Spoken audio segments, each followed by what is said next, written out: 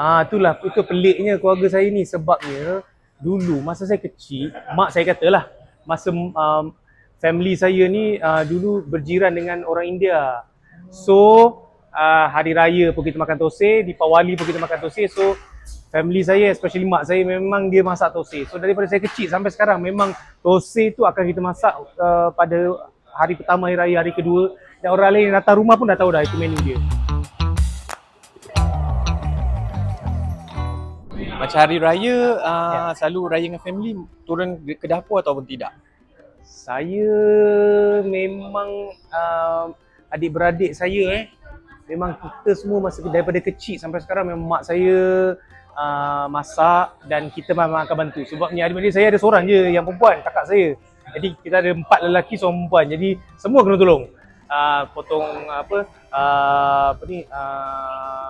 kupas bawang ke, siang-siang ikan ayam semua pun kena tolong. Tapi kalau hari raya memang saya yang akan bantu hidang.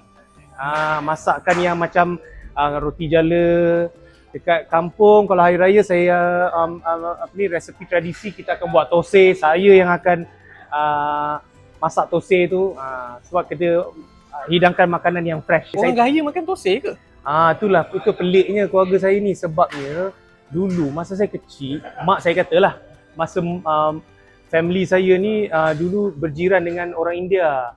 So, hari raya pun kita makan thosai, Deepawali pun kita makan thosai. So, family saya, especially mak saya memang dia masak thosai. So, daripada saya kecil sampai sekarang memang thosai tu akan kita masak pada hari pertama hari raya, hari kedua. Dan orang lain yang datang rumah pun dah tahu dah itu menu dia. So itu memang menu wajib lah. Tapi saya juga ekstra kalau saya suka, kalau hari raya saya memang suka lemang. Dodol pun kita buat. Dodol pun semua adik-beradik akan kacau. Setiap tahun. Sehari sebelum raya?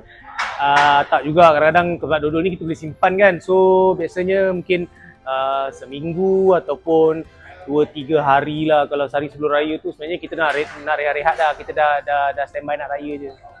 Kuih-kuih raya minat tak? Kuih raya, kuih tunjuk. Beli je? Beli je lah. Kuih kegemaran?